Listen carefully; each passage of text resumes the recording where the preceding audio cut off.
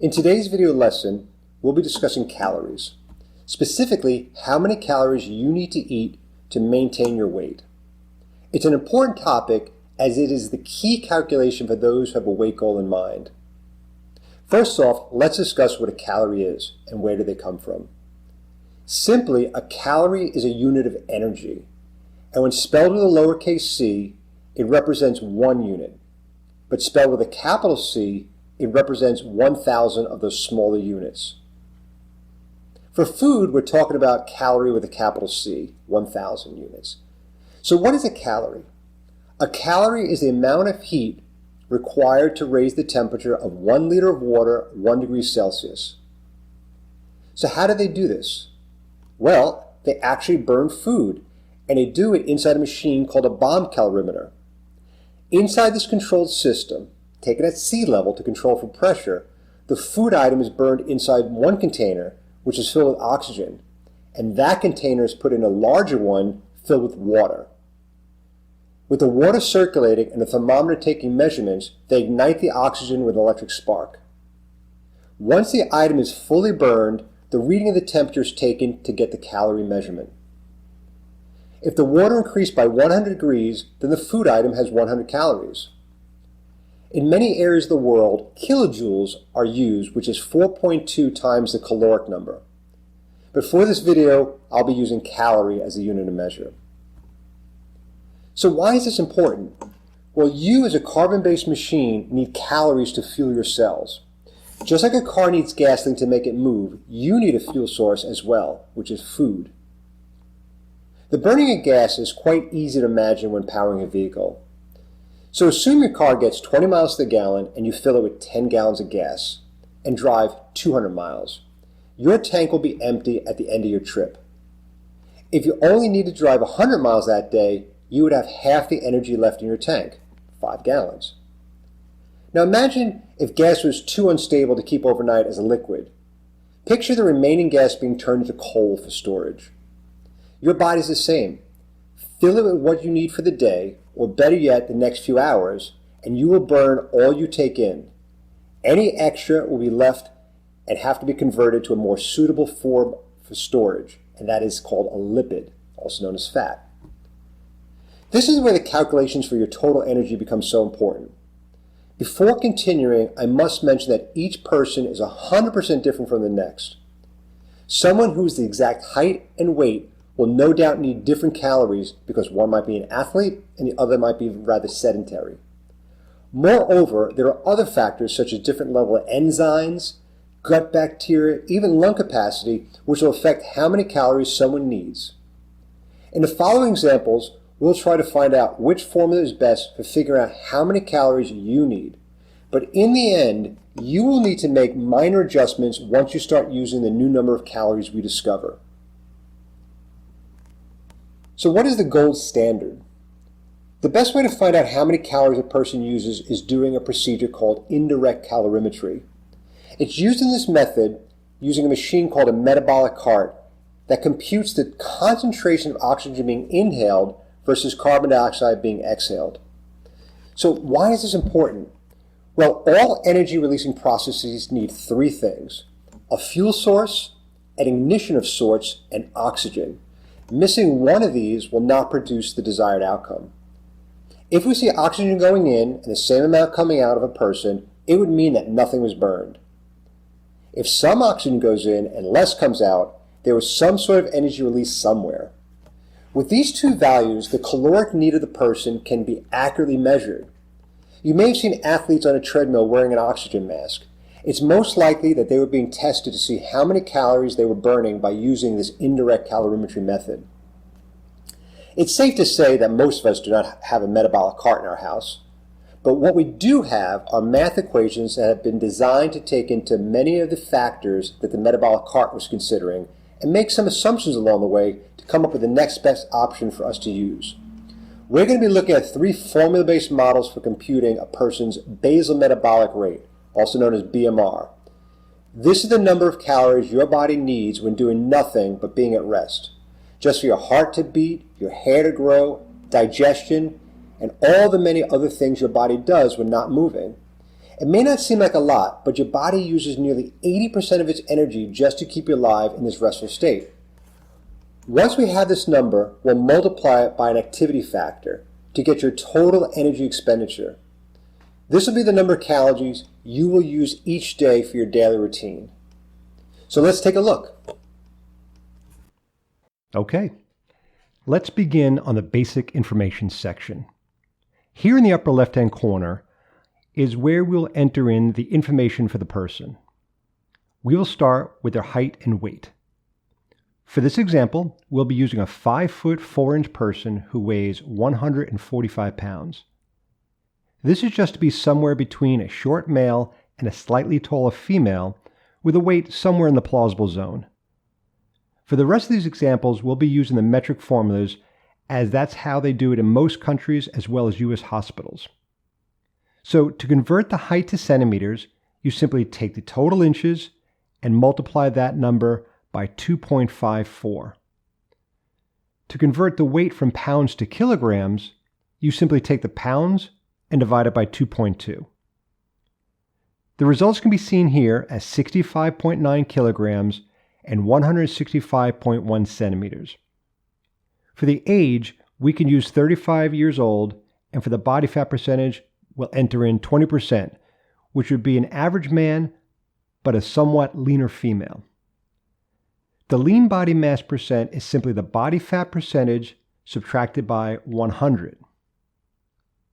Lastly, the lean body weight in kilograms is that lean body mass percentage multiplied by the kilogram weight. In this example, the person is 52.7 kilograms of lean body weight. The first formula is one created over 100 years ago and is known as the Harris-Benedict formula and is widely used by dietitians and other healthcare professionals. What this formula and the rest of the formulas are computing is the basal metabolic rate. This, as we mentioned earlier, is the number of calories needed when you are at rest. It does not include activity calories, which we'll be adding in later. But notice there are two equations here, one for male and the other for female. There are two different formulas due to the differences between the male and female body. When I click on the male formula, we can see that it is a baseline of 66.5 plus 3 additional pieces, one based on weight, the next height, and the final is age. Look to notice that the age calories are being subtracted out, suggesting that as you age, you need fewer calories. When we click on the female formula, we'll see that the numbers are different, but with the calories being reduced with age as well. Now, let's add in the activity factor. The activity factor is a number seen here that will increase the number of calories needed by a preset percentage based on how much you move. If somebody is sedentary, meaning they are perhaps homebound and doing the minimum, they would increase their BMR by 20%. Lightly active, meaning perhaps just going to and from work or maybe some light gardening, they would increase their BMR by 37.5%. Moderately active might be someone who bikes or runs for exercise each day, where very active may be the same activities but at a higher intensity. They would add 55% and 72.5% respectively. Lastly, the extra active or athlete would add 90 or more calories to cover that added work. Let's take a look at a lightly active person for both male and female. Notice that the calories are right around 2,000 for each of them. This is a great example of where the USDA 2,000 calories comes from on your food labels. They're considering a lightly active person with all the other variables. Let's now change this to someone a bit more active and to see how much it changes. If I update the activity to moderately active, we see the calories going up between 200 to 300 calories. This might seem low, but consider that you burn about 100 calories per mile when you run. This would be somebody running 2 to 3 miles a day. And that's it. It's simple to see how calculations take all this into consideration. So let's now just continue to move across the page. First off, you can see I added average calories for male and female. This is not showing much as we have only the first equations on the screen, but soon we'll see the averages for the first 3 formulas and be able to learn something about the differences. The next item on the screen is just another way of looking at calories per day. If you recall, we discussed how the basal metabolic rate is your calories needed at rest. So here, with 8 hours of sleeping, I took 1/3 of the basal calories to show you how much you burn while sleeping. The rest is shown as your daytime calories and is just the difference between the total calories minus those sleeping calories. But what I want to focus on here is that each hour you're awake, you need about 100 or so calories per hour. And that's not very much.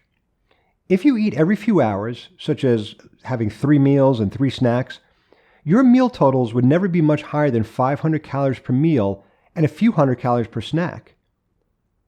In a future video, I'll be going into more detail to show how to track your daily intake and see the gains or reductions in your weight.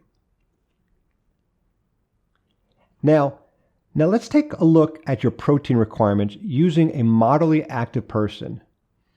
If we go back to the activity section, we can see that there's a column for protein. Protein is generally given at 0.8 grams of protein per kilogram of body weight. And that's for the sedentary and lightly active, but will increase each level activity after that, from 1 to 1.3 and 1.6 grams per kilogram respectively.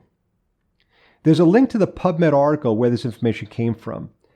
And just to make you aware, that PubMed is a free database of peer-reviewed journal articles hosted by the NIH and is widely used by medical communities to find information.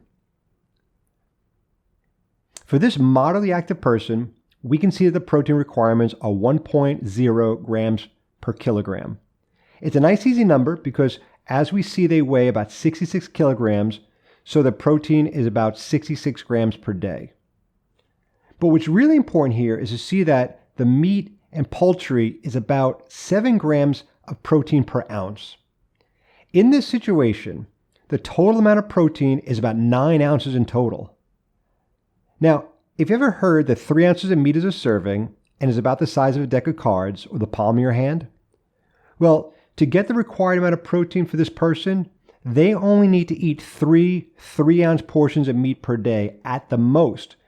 Because remember, protein comes from other food items you eat or drink. For example, you could be having milk, eggs, yogurt, cheeses. So your actual consumption of meat for protein is not that large. Moving to the bottom right part of the screen, we can see the breakdown of the carbohydrate, protein, and fat based on the total calories. First, let's go back and look at the protein. If I highlight that square, you can see that it comes directly from the 66 grams above. Now, moving to the left, those 66 grams of protein have 264 calories, and that's because protein has 4 calories per gram, and so does carbohydrate. And fats and lipids have 9 calories per gram. And the 264 calories is about 11% of the total, and here that total is 2,422. For lipids, I entered in the normal 30% as recommended, and there we can see that that is 726 calories from lipids, and that is 81 grams. Again, that's 726 divided by 9. The remaining percentage is 59% in this example, which is 1,431 calories, and dividing that by 4 gives us 358 grams of carbohydrate. So this is a complete view of someone who's using the Harris-Benedict formula for basal calories and the addition of an activity factor. Let's now look at the updated Harris-Benedict formula from 1984.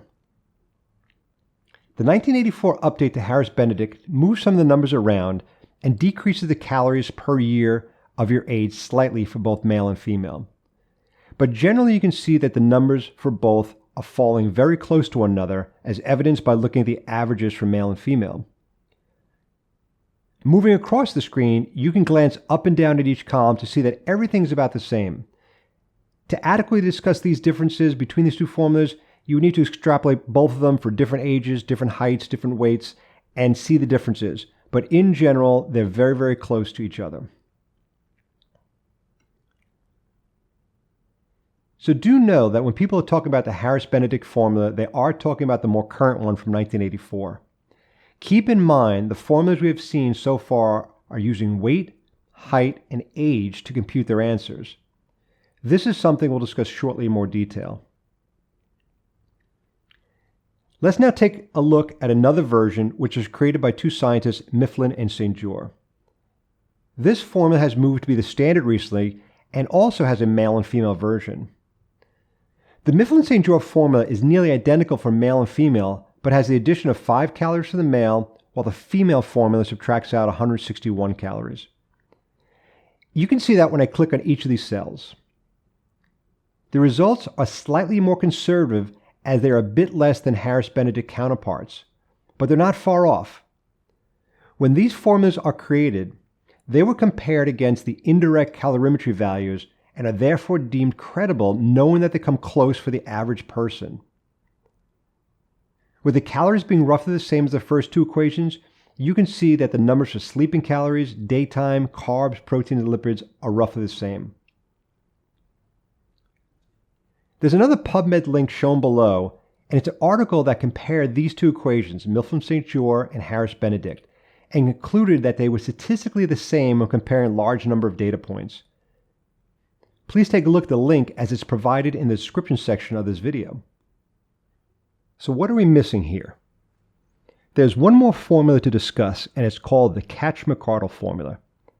When I click on this single formula, notice it's the same for both male and female, and it takes into account the lean body mass only. No height, weight, or age is considered. Why is that? Well, it has been discovered that your body's muscle is what mainly burns calories. And finding out what that value is can help greatly when trying to figure out your calorie needs. In this example, we're using a middle number of 20% body fat, which means that the person is about 80% lean body weight. You can see that the basal calories of 1507 for this person is a small amount lower than the male average. So let's now consider him to be 15% body fat, as might be the norm. The calories are now 1,578, which is closer to the other formulas. Now let's consider a female who is about 25% body fat. That results in 1,435 being their base and is also in line with the others. So why have this extra formula? Well, if a person is higher in body fat but the same weight, the first three formulas would remain the same, while the CatchMcardle equation would be drastically different. Let's just say the person is 30% body fat. Take a look what happens. Calories drop to around 1364, and even with moderate activity, they're not above the other formula's daily calories. If that same person was in excellent shape and had 10% body fat, they would jump above the other formulas. The main takeaway from this is that everyone's body composition is different. Two people can be 75 kilograms and the same height and age, but with two totally different fat percentages. Knowing this and using the last formula, they would need different calories. But as I mentioned at the beginning, these are just the starting numbers and need to be updated by the person to see what is working and what is not. So how do you figure out your body fat percentage? There are a few companies that make body fat monitors. Some are handheld and the others are scales. And the way they work is they use a few AA batteries and send a small current from one hand or foot to the other. And you don't feel anything. But with the resulting resistance that it comes across, it can compute body fat because electricity travels better through muscle due to its water content than it does fat. But do note that this number will range depending on your hydration level. So it's recommended to take the reading at the same time each day to help keep that consistent. Many people just do it in the morning. And even if the number on the scale is not 100% correct, it should be accurate enough day to day to know if your body fat percentage has dropped or not. What I mean to say is this: while a true laboratory test might find your body fat at 25% and the scale says 27%, don't fret, because when yours goes down to 26, the lab results would have gone down also. all you're looking for is an upward or downward trend. Another way to compute body fat percentage is using calipers, but it takes much more time and you may need somebody to take the measurements for you. Also know that the new scales use Bluetooth to your phone and can keep each day's measurements for tracking. It's pretty cool. Well, I hope you enjoyed this video lesson and learned something new. In upcoming videos, I'll be discussing how to gain or lose weight properly and how much is healthy each week to lose. Also, look for future videos discussing food labels, artificial sweeteners, and much more. If you like learning about today's topic, please click the subscribe button and the reminder icon to stay connected. Also, please support the channel on Patreon so I can continue to create valuable content centered around your health. And as always, thanks for watching.